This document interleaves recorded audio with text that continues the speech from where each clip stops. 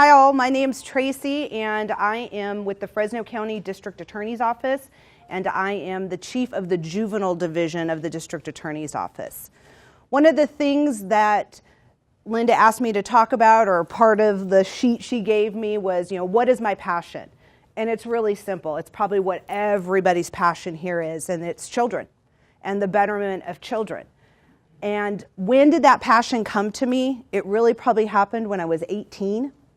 And I had the honor of giving a speech to the graduating class of 1987, Sanger High, and I was a part of it.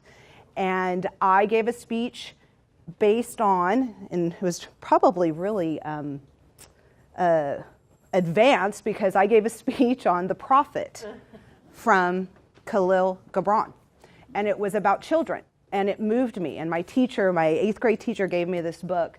And it moved me, and it really inspired me, and it ignited that passion in me, even at 18, that I wanted children to have a better life. I wanted to be a part of that. And I'm going to share that with you, the wisdom of what Mr. Gibran said, because I think it will inspire all. So I'm going to read it to you, and I'm going to act like you guys are all of my graduating class of 1987 from Sanger High. The prophet said, "And a woman who held a babe against her bosom said, 'Speak to us of children.' And he said, 'Your children are not your children. They are the sons and daughters of life's longing for itself. They come through you, but not from you. And though they are with you, yet they belong not to you. You may give them your love, but not your thoughts, for they have their own thoughts. You may house their bodies, but not their souls, for their souls dwell in the house of tomorrow, which you cannot visit even in your dreams. You may strive to be like them, but seek not to make them like you. For life goes not backward, nor tarries with yesterday. You are the bows from which your children as living arrows are sent forth.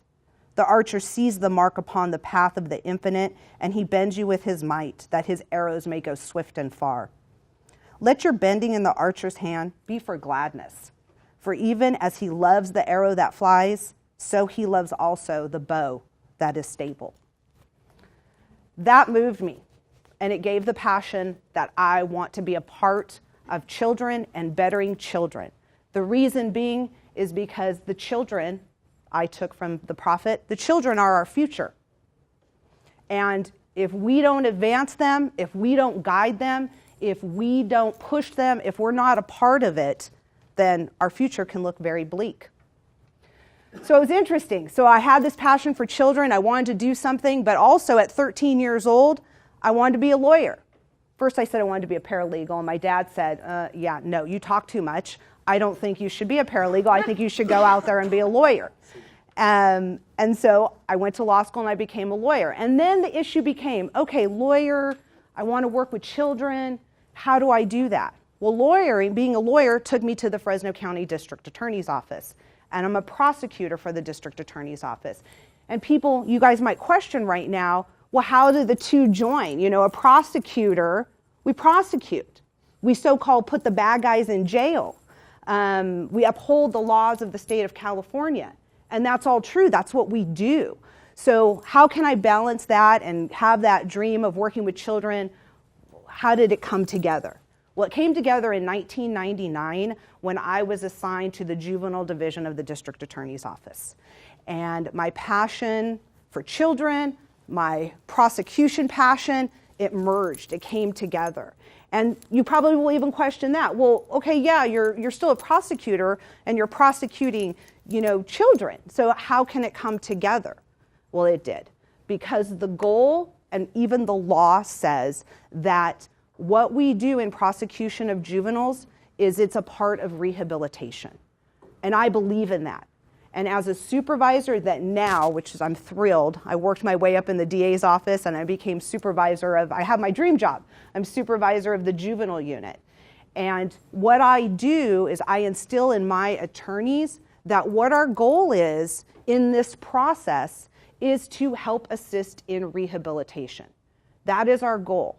And I look at it, the kids that may come into the judicial system, the justice system, my hope is it's just a pit stop. So is it one bad moment in time? Is it a stupid mistake? It's a pit stop. And what we're going to do as prosecutors in the juvenile division is we're going to collaborate. We're going to collaborate with probation. We're going to collaborate with people that head up nonprofits like CJC and Tim Nightingale. And we're going to make this juvenile stop just that, a stop, a pit stop, and then move them forward to the future. Because the goal is, even as a prosecutor, the goal is I don't want to see them again. I don't want to see them in adult land. Nobody does. Because if we start moving into the adult system, then our future is looking bleaker and bleaker. We want to stop it at the juvenile system. So how we do that is we participate in the rehabilitation. We work and collaborate with people. We come to organizations like this to help. It's a balance. I will tell you there are issues with it. I will tell you that there are problems with it because the balance is this. There are kids that come into our system that can be rehabilitated because maybe the crimes are minor. Maybe it's taking the CD from Target. Maybe it's taking someone's car without permission. And the balance becomes this. There's also, and the truth is, it's just the facts, it's reality. The truth is that there are kids out there that commit horrible crimes. Okay, so I have a balancing issue going on. I believe in the law, I support the law, I want to rehabilitate, I want to send children out into the world with good skills, even if the pit stop is the juvenile justice system, but then I have to balance the community safety because there are also those kids that are committing the worst of the worst. They are. It's reality, and it kind of sucks to even have to say that, but it's reality. I've got kids out there that are doing robberies. I've got kids out there that are doing carjacking. I've got kids out there doing assaults, and I've got kids out there even committing murder. So I have to balance that all with the mindset that rehabilitation is still an option and is still viable. And it's hard as a prosecutor, I will tell you this, because I don't represent that minor. He is not my client. I am prosecuting him. But what is fantastic about the judicial system for juveniles is that it is really supposed to be non-adversarial. It is supposed to be about common goals and moving forward and rehabilitating. And I have the ability, and I try to instill this in my prosecutors, is that when you're asking for a harsh consequence for someone, I sit there on the record and I start talking to the minor. And I start telling him, hey, this is hopefully a bad moment in time. Work the programs that probation has offered for you and move on. Learn from it and move on. And that's one way that we can assist. I also have the ability, and I love to do this, and attorneys allow me to because they probably trust me, I like to go and talk to the kids one-on-one. I don't want to talk about your case. I don't care about your case. I got the facts. I'll do the facts on my own. I don't need you to tell me about the facts, but I want to talk to you because I want you to do good. And I instill that message to my prosecutors so that we can all go forward and help these kids, rehabilitate these kids, and have them have a bright future. So I'm a bow. That's what we all are here. We're all bows, like the prophet. I'm a bow. I'm stable, and my goal is to continue to be a strong bow. And how we're going to do it at the district attorney's office is we're going to start partnering more. Prevention. I want to get us into prevention. That's another way that we can help the system. I'm working with, he doesn't know this probably really right now, but he knows a little bit because I talked to him. I'd like to get into the school districts, have my attorneys come out and do reading programs from the district attorney's office, have us help with the literacy problem. I'd also like to get out to high schools. There's a big epidemic going on in our high schools right now. Everybody's posting stuff on Facebook, horrible stuff on Facebook, and people don't understand, kids especially. They think it's cool to have a picture of their boyfriend and girlfriend and doing stuff that's inappropriate, and they think that's funny. And the reality of it is they don't know, 10 years, that stuff is going to follow them.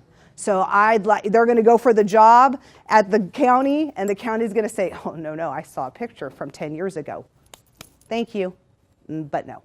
So I want to get out there and send messages to the kids on a high school level, even at a district attorney level. We can do that, and we should do that. So me as a beau, that's my challenge. You guys are all beaux out there. And I challenge you. I challenge you. Keep being those strong beaux. Because every time you in your work, you in your personal life, you as a parent, a grandparent, an aunt, an uncle, you come into contact with all those children, okay? And you can be a strong beau and continue to send the message so that all those arrows you come into contact with, they're going to fly high, really high. So I challenge you guys to do that because this is our future, and the children are our future. And we live in this community, and we all want to make it better because we want our future to continue on. So go out there, strong beaux. Help those arrows, okay? Thank you.